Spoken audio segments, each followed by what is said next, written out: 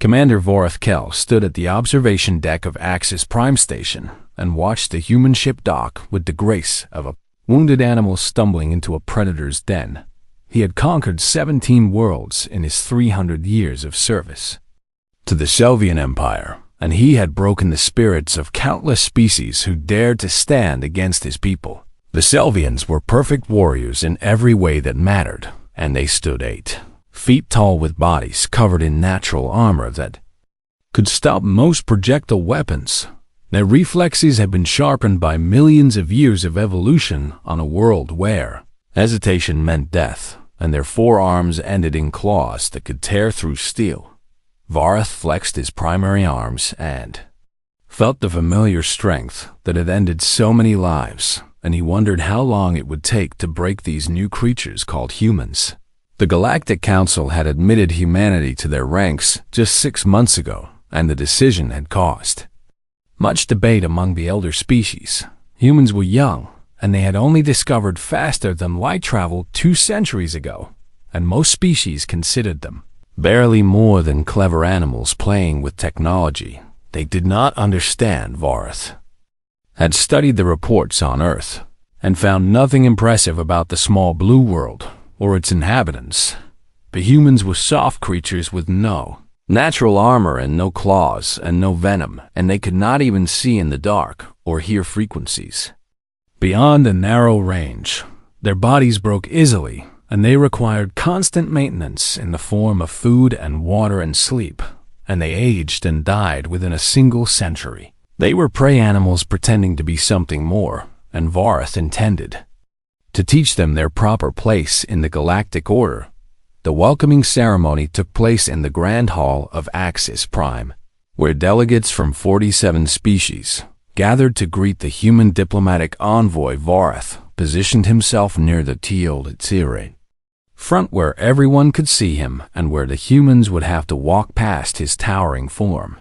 The doors opened and the human delegation entered, and Vorath felt his mandibles click in amusement at what he saw. There were 12 of them, and they came in various shades and sizes, but none of them stood taller than 6 feet, and most were shorter than that. They wore formal clothing that offered no protection, and they carried no visible weapons, and they smiled and nodded at the assembled delegates as if they belonged here. Among them was a woman who caught Vorath's attention, not because she was impressive, but because she was so remarkably unimpressive. She stood perhaps 5 feet and 6 inches tall, with dark hair pulled back from a face that showed no particular beauty or distinction. Her eyes were dark and calm, and she moved through the crowd with a quiet efficiency that suggested she was cataloging everything. She saw her name was Captain Elena Vasquez, according to the briefing documents, and she served as the military attaché for the human delegation. Vorath watched her assess the room, and he saw her gaze pause on him for just a moment before moving on without any sign of fear or concern. This annoyed him more than he expected. The formal speeches began, and Vorath endured them with the patience of a predator waiting for the right moment to strike. Ambassador Chan of Earth spoke about cooperation and mutual benefit, and the bright future that awaited all species who worked together. It was the same meaningless talk that every new species offered when they first joined the council, and Vorath had heard it all before. When the speeches ended and the mingling began, Vorath made his move. He strode to the center of the hall where everyone could see and hear, and he raised his voice in the formal cadence of challenge. I am Commander Vorath Kell of the Selvian Empire, and I speak now according to the ancient traditions of first contact. The hall fell silent, and every eye turned to him, and the humans looked confused because they did not yet understand what was happening. When a new species joins this council, they must prove their worth through trial by combat, and this is how the hierarchy is established, and this is how we know who stands above and who kneels below. Ambassador Chum stepped forward with concern on his face and asked what exactly this meant for humanity. It means, I challenge your species to single combat, and you will select your champion, and I will be mine, and we will fight until one yields or dies. The other delegates watched with various expressions of interest and concern and pity, and Vorath knew they were remembering how this had gone for other species. The Kelvani had sent their strongest warrior, and Vorath had killed him in 30 seconds. The Droshan champion had lasted 2 minutes before begging for mercy. The Yithrani had been wise enough to yield before the fight even began, and they had accepted their place at the bottom of the hierarchy without bloodshed. Ambassador Chun began to protest and said that humanity did not believe in such barbaric customs, and that surely there was another way to establish relations between their species. Vorath smiled with his mandibles and said there was no other way, and the challenge had been issued according to council law, and humanity could accept or be forever marked as cowards. The human delegates huddled together and spoke in urgent whispers, and Vorath waited with the patience of absolute certainty. Then Captain Elena Vasquez stepped forward, and her voice was calm and clear. "I accept your challenge, Commander." The hall erupted in murmurs, and Vorath stared down at the small human woman who barely reached his chest. Ambassador Chun grabbed her arm and whispered urgently, but she shook him off without looking away from Vorath. "You are certain, little human?" Vorath asked with amusement dripping from every word. "I am certain." "You understand this may end in your death?" "I understand. And you still accept?" "I already said I accept, and I do not like repeating myself." Vorath laughed, and the sound echoed through the hall like grinding stones, and he felt genuine amusement. "For the first time in decades." "Very well, Captain Elena Vasquez of Earth, and you have 3 days to prepare, and I suggest you use that time to make peace with whatever gods your kind believes in." Elena looked up at him with those dark, calm eyes, and she smiled. It was a small smile with no fear in it and no bravado, and it looked like the smile of someone who had faced death before and found it unimpressive. "3 days is more than enough," she said. Vorath turned and walked away, and he was already planning how quickly he would end this farce. Behind him, Elena Vasquez watched him go, and her smile never wavered, and she was already planning something very different. Lieutenant Desik was young for a Selvian officer with only 80 years of service behind him, but Commander Vorath trusted him to handle simple tasks. The task he had been given seemed simple enough, and all he had to do was observe the human champion and report on her preparations for the coming fight. Vorath expected to hear that she was praying to primitive gods, or weeping in her quarters, or perhaps attempting to find a way off the station before the challenge could take place. These were the things other species did when they faced certain death, and Vorath saw no reason why humans would be any different. Desik began his observation at 0400 station time when his sensors detected movement in the human quarters. Captain Vasquez emerged from her room wearing minimal clothing that left her limbs bare, as she began to move through the corridors of the station at a steady pace. She was running. Desik followed at a distance and watched as she ran through cargo corridors and maintenance tunnels and around the outer ring of the station again and again. She ran for 2 hours without stopping, and by the end her skin was covered in moisture and her breathing was heavy, but she did not slow down until she had completed what appeared to be a predetermined distance. Desik made note of this, but did not find it particularly alarming because many species engaged in physical conditioning before combat. What happened next, however, made his chromatophores flicker with confusion. The human entered a room where other humans were waiting, and they began to attack each other. Desik watched through the observation window as Captain Vasquez faced opponent after opponent and allowed them to strike her and throw her and wrap their limbs around her neck until she could not breathe. She tapped her hand against the floor, and they released her, and then she stood up and did it again, and again, and again. One of her opponents struck her in the face, and blood flowed from her mouth, but she did not stop. Another threw her to the ground so hard that Desik heard the impact through the walls, but she stood up and continued. A third wrapped his legs around her arm and bent it in a direction that arm should not. bend, and she grimaced in pain, but she used her other hand to tap the floor, and then she stood up and faced the next opponent. This went on for 3 hours.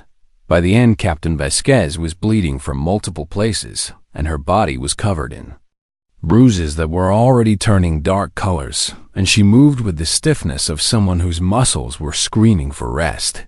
But she was smiling. She thanked her sparring partners, and they thanked her, and they spoke about techniques and adjustments, as if they had just shared a pleasant meal together instead of beating each other bloody. Vesic returned to Commander Varth with his first report, and he struggled to explain what he had witnessed. "She is injured, Commander," he said with confusion, clear in his voice. "She is bleeding from her mouth and bruised across her ribs, and I believe one of her fingers may be dislocated." "She was injured during training?" Varth asked. "No, Commander, and this is what I do not understand." Vesic paused to gather his thoughts. She was not training to avoid injury, and she was training to receive it. Varth's mandibles clicked dismissively, and he told Vesic to continue his observation. The second day began the same way with the human running through the station corridors before the lights had even shifted to daytime mode.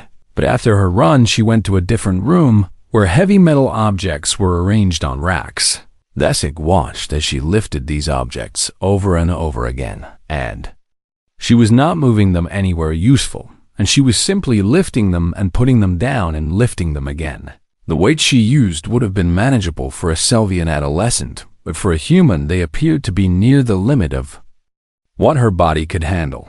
Her muscles shook, and her face twisted with effort, and sweat poured down her skin. But she did not stop until she had completed some internal count that only she knew. Then she did something that made Vesic contact Commander Varth immediately. She filled a container with water and added ice until the temperature dropped to levels that would damage Selvian tissue, and then she submerged her entire body in it. Vesic watched through thermal sensors as her core temperature dropped, and her skin turned colors that did not look healthy, and her breathing became slow and controlled. She stayed in the ice water for 20 minutes. When she emerged, she was shivering so violently that she could barely stand. But she wrapped herself in fabric and began to do stretching movements that seemed designed to cause even more discomfort. Commander Vesic reported, "I believe the human is attempting to destroy herself before you have the chance to do so." Varth laughed and told him to keep watching. That night, Vesic accessed the human military databases that the Council had provided, and he began to search for information about Captain Elena Vasquez. What he found made his chromatophores cycle through every shade of alarm his species could produce. She had been something called a Marine, which was apparently a type of human warrior who specialized in the most difficult and dangerous forms of combat. She had completed training programs with names that translated roughly to Mountain Warfare School and Jungle Warfare School and something called Seer. That the translation software struggled to explain, Vesic dug deeper into the Seer program, and what he found made him feel something he had not felt since he was a hatchling. It was fear. The humans deliberately subjected their warriors to simulated capture and interrogation, and they starved them and exposed them to extreme temperatures and deprived them of sleep and subjected them to psychological torment. They did this on purpose. They did this to their own people. They did this and called it education. Vesic spent the rest of the night reading about human military training, and each new discovery was worse than the last. He read about something called Hell Week, where human warriors were kept awake for 5 days, while being subjected to constant physical punishment and freezing, water and psychological pressure designed to break their minds. He read about selection courses where 90% of candidates failed because the standards were set at the edge of what human bodies could survive. He read about warriors who had their bones broken during training and who set them themselves, and continued without complaint. By morning, Vesic had compiled a report that he delivered to Commander Varth with trembling hands. "Commander," he said carefully, "I believe we have made a serious error." Varth took the report and began to read, and Desik watched as his commander's confident posture slowly changed into something less certain.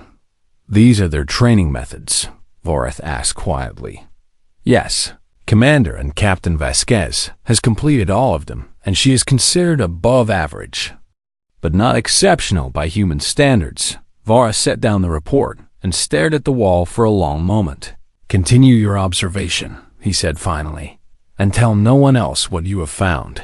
Desik saluted and left that he could not shake. The feeling that something had fundamentally shifted in the universe. He had always believed that the Selvians were the ultimate warriors because evolution had made them perfect predators. But the humans had looked at evolution and decided it was not good enough, and then they had made themselves into something worse. Commander Vorath Kell could not sleep.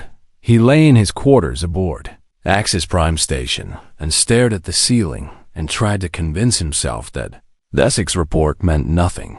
The Selvians had evolved on a world where every creature was a killer, and they had clawed their way to the top of the food chain through millions of years of brutal natural selection. No amount of training could overcome biology, and no soft-skinned human could match what evolution had created.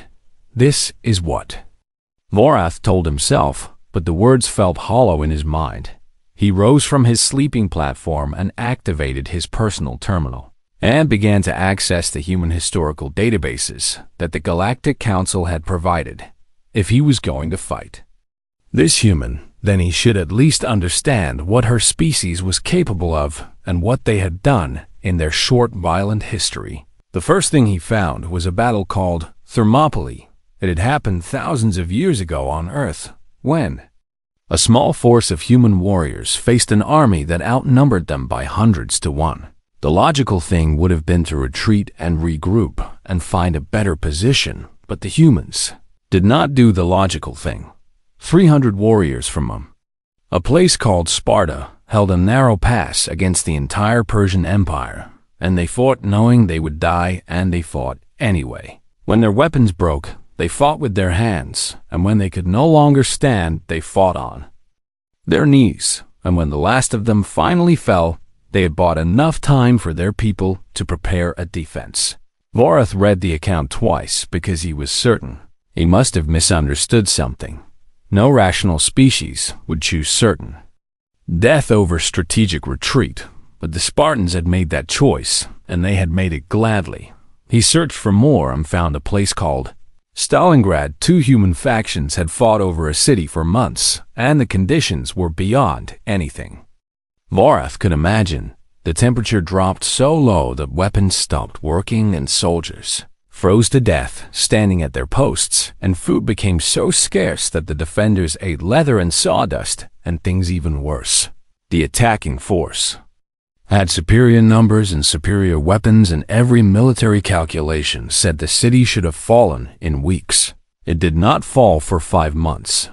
The humans fought building by building and room by room, and when the buildings collapsed, they fought in the rubble, and when they ran out of ammunition, they fought with knives and rocks and their bare hands.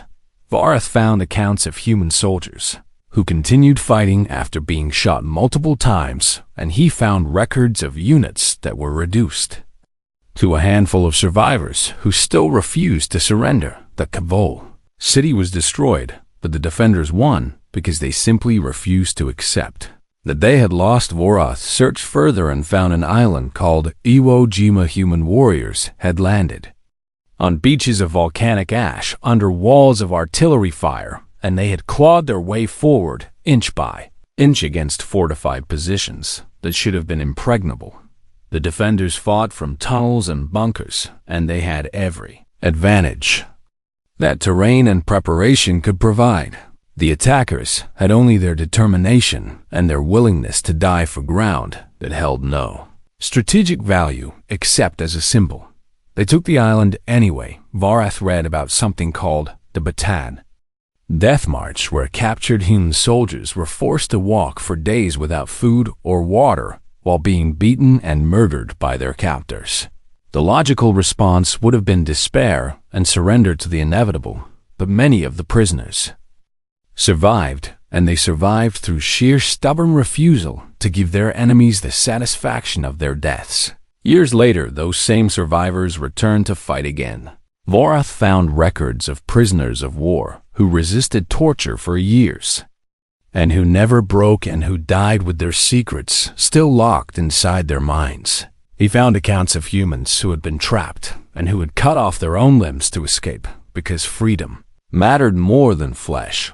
He found stories of soldiers who threw themselves on explosives to save their companions and who charged enemy positions alone knowing they would not survive, and who made choices that no rational creature would ever make. The more Vorath read, the more disturbed he became.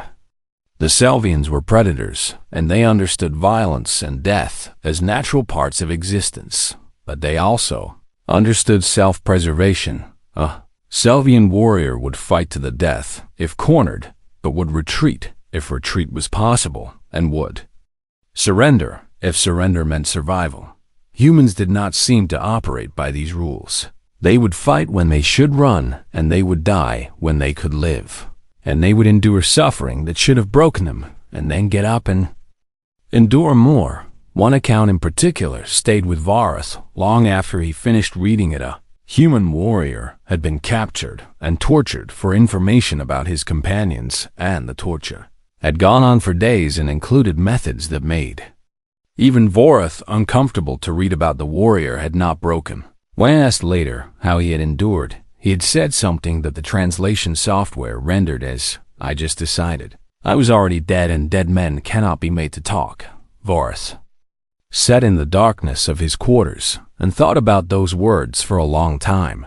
He had killed many enemies in his 300 years, and he had broken the spirits of countless warriors who had seemed formidable until they faced him. But he had never faced an enemy who had already decided they were dead. He had never faced an enemy who had nothing left to lose because they had already given up everything except the fight itself. The human female he would face tomorrow was not large, and she was not strong, and she had no natural weapons that could threaten his armored hide. But she had been trained by a species that had perfected the art of suffering, and she had chosen to accept his challenge without hesitation, and she had smiled when she did it. Vorath realized with sudden clarity that the smile had not been false bravado. It had been recognition. She had looked at him and seen another test to endure, and another obstacle to overcome, and another chance to prove that the human spirit could not be broken.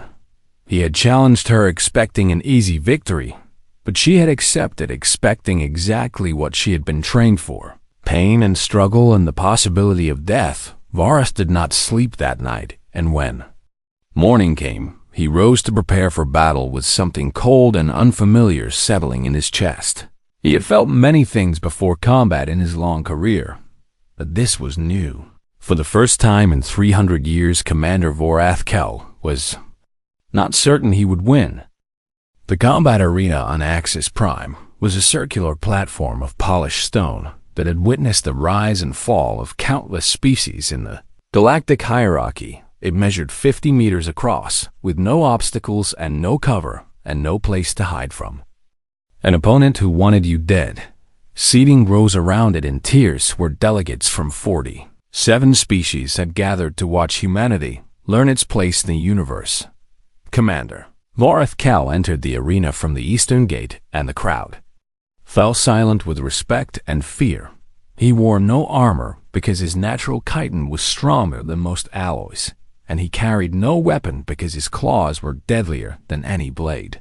He had killed 11 champions on this very stone, and each victory had been swift and decisive and brutal. The western gate opened, and Captain Elena Vasquez walked onto the platform, and the silence changed from respect to something closer to pity. She wore simple training clothes that left her arms and legs bare, and she carried only the standard knife that each combatant was permitted. Her dark hair was pulled back tight against her skull, and her face showed no expression at all as she walked to the center of the arena. Vorath towered over her by more than 2 feet and outweighed her by at least 200 pounds, and his forearms gave him twice as many weapons as she possessed. By every measure that mattered, she should have been terrified. Instead, she looked up at him with those dark, calm eyes, and she smiled. "Commander," she said in greeting. "Captain," he replied, and heard the uncertainty in his own voice. The officiator announced the rules in a voice that echoed through the arena and explained that the combat would continue until one fighter yielded or was rendered unable to continue. Death was permitted but not required. Both fighters acknowledged the rules and retreated to their starting positions, and the arena fell completely silent as every species held their breath. The signal sounded. Vorath lunged forward with a killing strike that had ended 11 previous honor duels, and his primary claws reached for the soft flesh of the human's throat. They found empty air. Elena had slipped sideways at the last possible moment with a movement so economical that it seemed almost lazy, and her knife flashed out as she passed. Vorath felt the blade slice across his forearm and looked down to see ichor seeping from a shallow cut in the gap between his armor plates. First blood had gone to the human. The crowd murmured in surprise, and Vorath felt his anger rising as he turned to face his opponent. She had already moved to a new position, and her knife was ready, and her breathing was slow and controlled.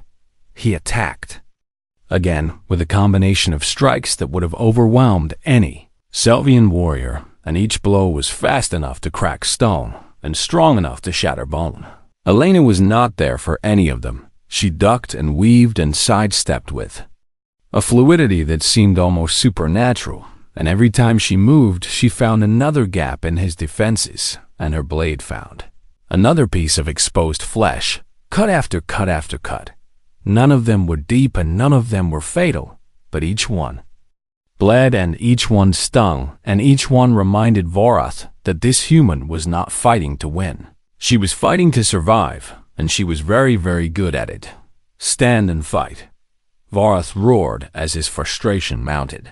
"I am fighting," Elena replied, without any change in her breathing. "You are just not used to prey that bites back." The words hit Vorath harder than any physical blow because they were exactly right. He had always been the predator, and he had always faced opponents who tried to match his strength with their own strength. This human was not trying to match him at all. She was bleeding him slowly, and she was conserving her energy, and she was waiting for him to make a mistake.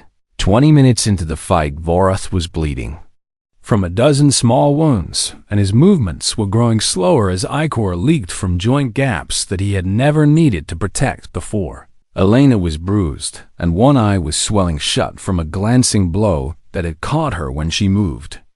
A fraction too slow, but she was still moving with the same terrible efficiency, and she was still breathing with the same controlled rhythm, and she was still watching him with those dark, calm eyes that showed no fear. Vorath changed tactics, and instead of trying to kill her quickly, he began to use his superior reach and strength to control the space between them. He herded her toward the edge of the arena and cut off her escape routes and forced her to defend against attacks she could not avoid. She adapted instantly. Her knife work became more aggressive, and she started targeting his eyes and the soft tissue around his mandibles and the gaps where his arms joined his torso. She was not trying to kill him, but she was trying to blind him and cripple him and take away his advantages one by one. 30 minutes into the fight, Vorath finally caught her. His secondary arm swept out in a backhand blow that she could not dodge, and the impact sent her crashing into the arena wall with a sound that made the human delegates cry out in horror. Something cracked, and Vorath saw her face twist in pain as she slid down the wall. "Stay down," he commanded with genuine respect in his voice. "You have fought well, and there is no shame in yielding." Elena coughed and blood spattered her lips, and she looked up at him with those dark, calm eyes. And she stood up. She raised her knife with her good arm, because the other was clearly broken, and she settled into a fighting stance. That was slightly different from before, but no less ready. "I did not hear a yield," she said. Vorath stared at her and felt something shift in his understanding of the universe. He had broken her arm and thrown her into a wall, and she was bleeding from the mouth and could barely see from one eye, and she was still ready to fight.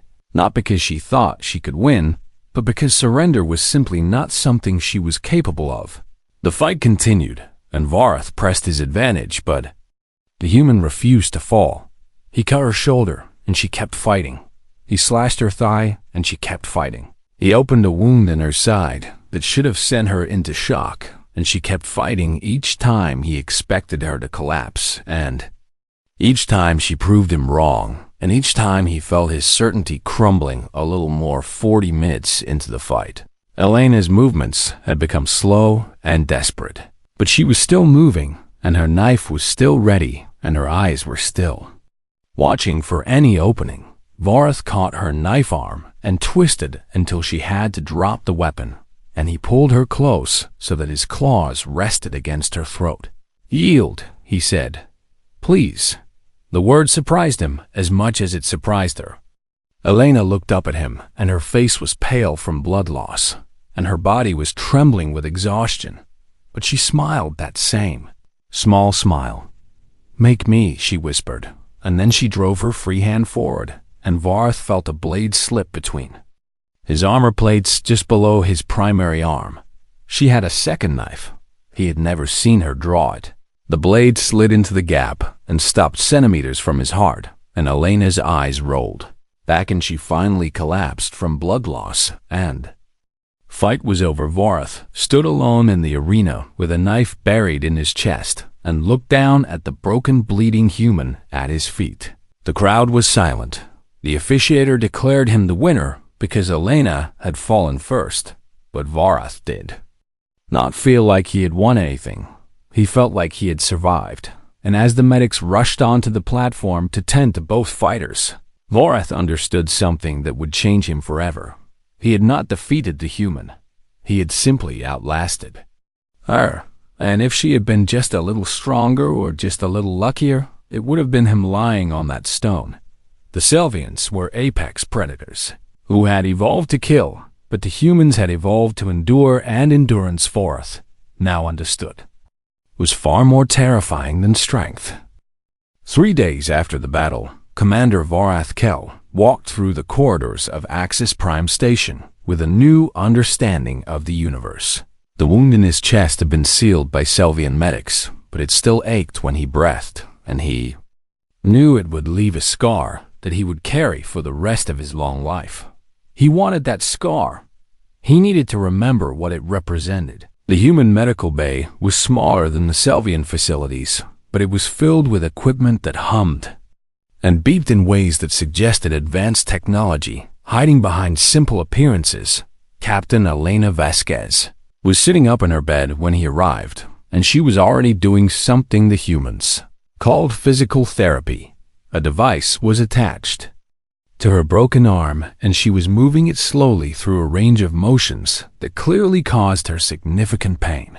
She did not stop when she saw him. "Commander," she said without surprise. "I wondered when you would visit." Varath stood in the doorway and looked at the small human female who had almost killed him, and he struggled to find words for what he was feeling. "I have commanded armies," he said finally. "I have studied 1,000 species across the galaxy, and I have fought champions from dozens of worlds." Elena continued her exercises and waited for him to continue. "I have never faced anything like you." She looked up at him, and her dark eyes held something that might have been understanding or might have been amusement. "Like me specifically?" she asked, "or like humans in general?" "Your species." Varath stepped into the room and found a chair that could support his weight, and he sat down heavily. "What makes you this way?" Elena was quiet for a moment as she considered the question, and her arm continued its painful movements without pause. "Earth is not a death world by your standards," she said at last. "Our gravity is moderate, and our atmosphere is breathable, and our predators are not particularly impressive compared to some worlds." Varath nodded because this matched the reports he had read. "But Earth never lets you forget that it is trying to kill you." Elena continued, "We have parasites that live inside our bodies, and predators that hunt in packs, and diseases that can kill millions, and weather that can destroy cities. She paused her exercises and looked at him directly. We have other humans. Vorath understood the weight of those words because he had read about human wars and human cruelty, and the terrible things they did to each other. We did not evolve as apex predators, Elena said. We are too slow and too weak and too soft for that, and any predator on Earth could kill an unarmed human without much difficulty. Then how did you survive? We evolved as persistence hunters. Elena smiled at his confusion. Our ancestors did not catch prey by being faster or stronger, and they caught prey by chasing it until it collapsed from exhaustion. She resumed her exercises in Vorath. Watch the determination in her face as she pushed through obvious pain. A human cannot outrun a deer, she continued, but a human can follow a deer for hours and days if necessary, and eventually the deer will fall and the human will still be standing. You outlast your prey. We outlast everything. Elena met his eyes. Heat and cold and hunger and thirst and pain and fear and despair and everything else the universe throws at us. She gestured at her broken arm and her bandaged wounds, and the machines keeping her body functioning. This is nothing, she said. This is a Tuesday. Vorath remembered the reports Thesic had compiled about human military training and the way they deliberately subjected their warriors to suffering. That would break most species. You train your warriors to endure, he said slowly. Yes, you do not train them to win. Elena's smile widened, and there was something sharp in it now. Winning and enduring are not the same thing, Commander and the warrior. Trained only to win will break when victory becomes impossible. She leaned forward, despite the pain it clearly caused her. A warrior trained to endure will never break, because endurance has no limit, and there is always one more breath and one more step and one more moment of survival. Vorath sat with this for a long time, and he thought about his own training and the training of every Selvian warrior. They were taught to strike fast and kill quickly and dominate their opponents through superior strength and speed. They were not taught what to do when an opponent simply refused to be dominated. I am going to recommend something to the Galactic Council, Vorath said at last. What is that? The Selvian Empire formally recognizes humanity as equals, and I will personally recommend that we never go to war with your species. Elena nodded as if she had expected this, and perhaps she had. That would be wise. Vorath stood and prepared to leave, but something made him stop at the door. You fought well, Captain, and you nearly killed me, and any other species would call that a victory even in defeat. Thank you, Commander. But I need to know something. Elena waited. Are you considered exceptional among your kind, and is this level of determination unusual for humans? Elena laughed, and the sound was warm and genuine, and completely without mockery. Commander, I was not even the best fighter in my unit, and I am above average for a Marine, but nothing special. Vorath felt his chromatophores flicker through 6 shades of alarm. Then who are your best fighters? We keep them on Earth, Elena said, and her smile returned with that sharp edge, just in case someone does not learn the lesson the first time. Vorath stood in the doorway and processed this information and felt something cold settle in his chest that had nothing to do with his wound. How many? He asked quietly. How many warriors does Earth have, active military and trained in combat?